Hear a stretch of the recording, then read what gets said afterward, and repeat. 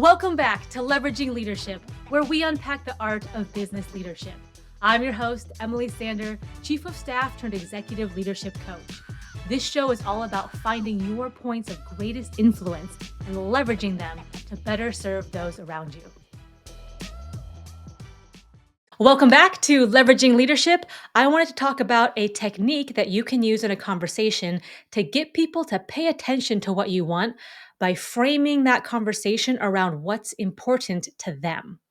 And this is one of the most common things I talk about with coaching clients, with chiefs of staff, with colleagues, and it works really well in so many different scenarios.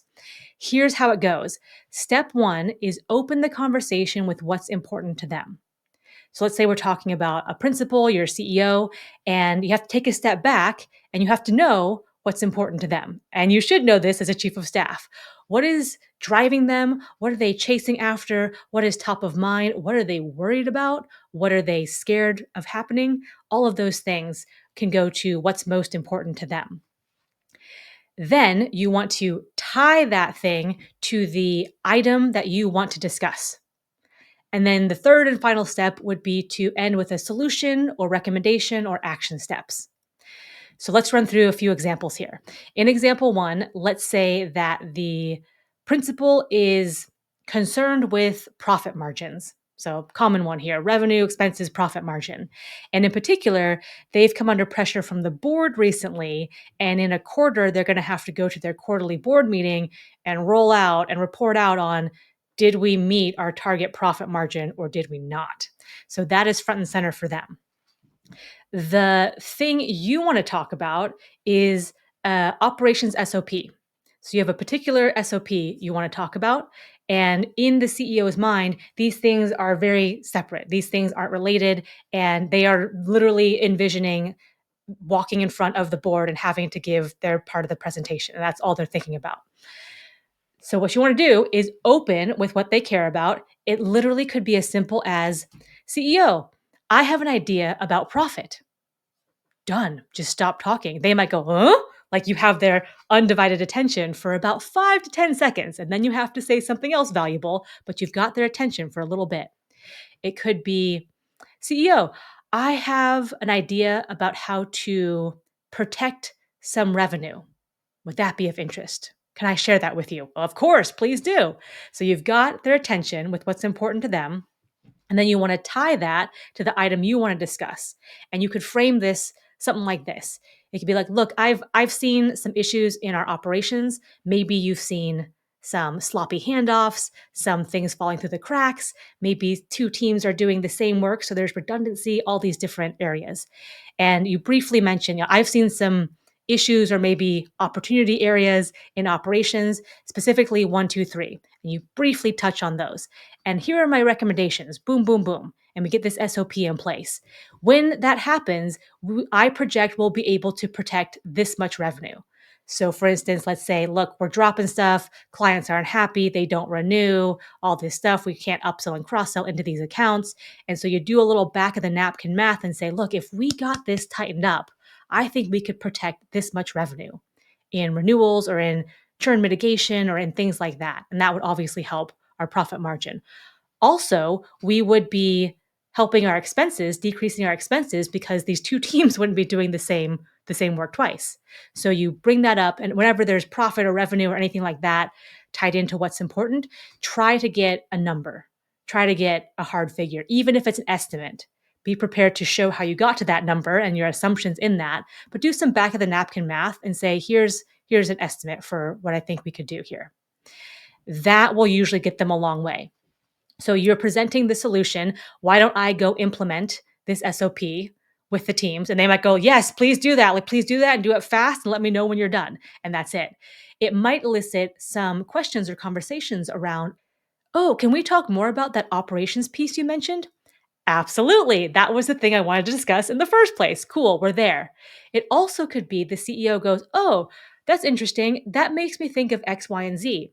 Now, X, Y, and Z up here could be maybe related to operations, maybe tangentially related to this SOP, or something entirely different. But in any case, it gives you good data points on, oh, this is how their mind works. This is what's clicking for them, which might be a good conversation opener to something else. So that's one example. Let's do a second example here. This time, it's still the CEO, still the principal, and they are still concerned about profit. Let's say like top line revenue here. And the item you want to discuss is a key strategic hire. And maybe you've had conversations around this with your principal already. Maybe you've had conversations with your entire ELT, your executive leadership team. Let's say that it is a chief product officer. So, a pretty high level strategic hire, chief product officer. And the reason this is coming to mind for you is you are seeing a growing product team. So maybe product owners, engineers, designers, all these folks who need a dedicated leader. You also see four executives trying to fill this hole, and they're well intentioned, but none of them are product experts. We don't quite know what we're doing, and it's sucking a whole bunch of time and it's taking them away from what they're doing. Now, if one of those people is the CEO themselves, that's a big factor to saying we need to lift you out of this. It also could be things like, we've got customers saying, "Look, if you can just build this feature, if you can just build this functionality, we will gladly pay you more for an upgrade." Oh my gosh, okay, if we have a number of customers saying that and we can't deliver because we don't have a chief product officer, well, that's impetus to say this thing has been bumped down on the priority list because other urgent things or fire drills come on top, or shiny object syndrome comes on top. But man, this item, this hire has now moved from a nice to have, one day we'll align the teams to something like a chief product officer to that day is today. That day is yesterday. If we have people asking, saying, we will pay you more money if you can build this thing, then we need to be able to deliver. All right, how you could open this conversation is something like, I know one reason why we're not hitting our revenue targets. Uh-huh. Like you have their attention for like 5 to 10 seconds. I don't mean to make CEOs sound like Scooby Doo, but they kind of be like, "What? Like what you just say?" And they key in, their eyes get big, and they're locked in for like, "What are you going to say next?" And you have to deliver on that, but you have their attention for those couple seconds. So then you say, "Okay, we've talked about this chief product officer. You mentioned the reasons you're seeing it's imperative now." And you talk about the revenue on the table. So maybe you do a quick calculation and you go, okay, we've heard from like 12 customers unsolicited that if we build this thing that they will pay more. So you do a little math, do a little estimate and say, I think we could at least have this. And then the customer profile of these 12 matches these 283 other customers we have. So I think we could, if we cross sell, upsell into 50%, into 75% of those, that's a good chunk of change. So you put those estimations or you put that thought process out there. Now, for this second example, I am going to show you a presumptive close into a solution. So here we go. So we're teeing up what's important to them. We're tying it to the item we want to discuss. And then here's the third step, the solution and next steps. You could say something like, why don't I draft a job description and share it with the ELT for their feedback? That could be option one. Option two could be, I am going to draft a job description. I will distribute it to the executive team for final edits by end of next week. Option three could be, I have already drafted the job description. It is up on the job boards. I am reviewing resumes. I will do the first round phone interview. If any candidate passes muster with me, I'm going to put them on an interview loop with the rest of the ELT. And here is the feedback form that I would like you to pass back to me after you speak with a candidate. Boom. So option three is like the proactive, this is happening, this is already happening, I'm informing you. You can use any one of those three options. You can mix and match elements from those three options or make an option all your own. But that is the presumptive close, like sliding into the solution. This is going to happen. It's just a matter of how you want it to be. If you want this line in the job description, cool. If you want this thing brought up in the job description, fine. But it's going to happen. One more way that you could tee up that opening that I've used is, I have a good news story about revenue we can tell the board in the next board meeting. That will get their attention as well. Oftentimes when you're making a key hire, that is if it's a C-level hire, that's expensive, right? They're not cheap if you get a good one. And so you might your CEO might be like, that's counterintuitive because we're taking like that's a huge expense."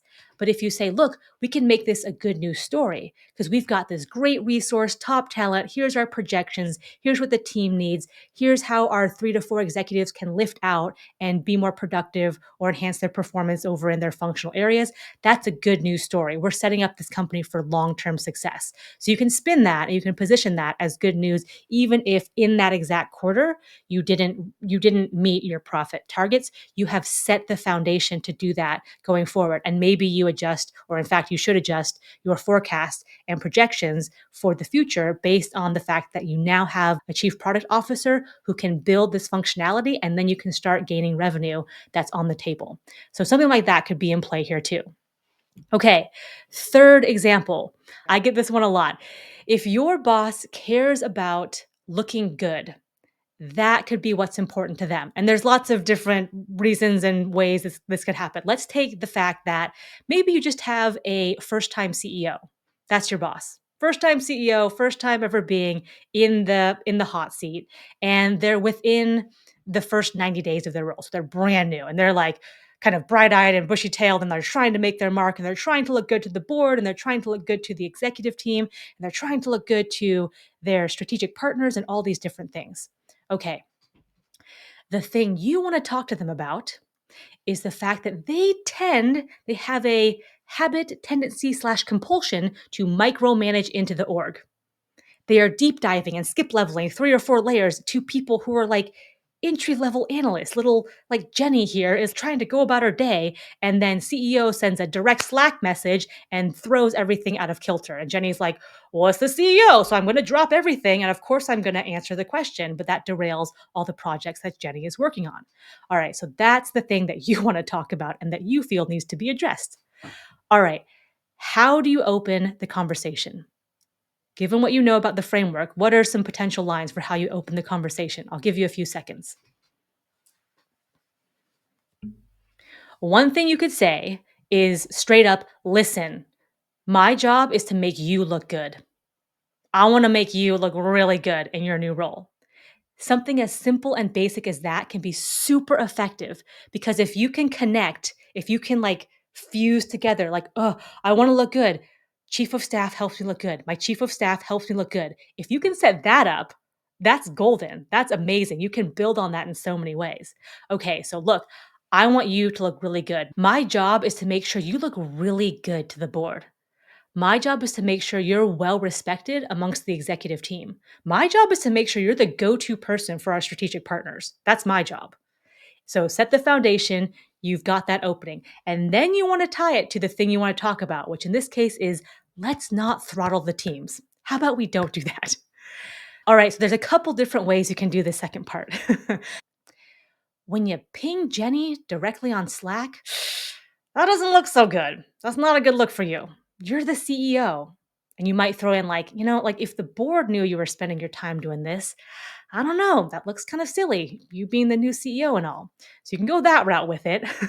You can also flip it and say, look, a big part of why you were brought in for CEO is because you are exceptional at speaking to external constituents. We need you giving keynote speeches. We need you doing Q&A panels at key conferences for our industry. We need you in negotiations and RFP and large partnership discussions for these key strategic partnerships. We need you in media interviews. Like that is where you shine. That is where you look the best. That is where you look the best. Something like that. You could go that way. And part of my job as chief of staff is to keep you there.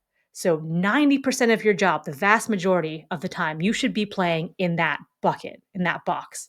And when you come out of it, my job is to nudge you back in. Now, you can use the word nudge. In reality, it might be a nudge in the future, or in the future, it might be a violent shove back in the box. But for this conversation, my job is to nudge you back over here when you get outside of the box. When you bolt down over here to Jenny, you're way outside the box. I want you to look so good, and you might praise them like, "Look, you are so quick on your feet for the Q&A stuff. I mean, that is a sight to behold. I mean, and when you're doing Q&A, people lean in. You have such compelling, inspiring speeches.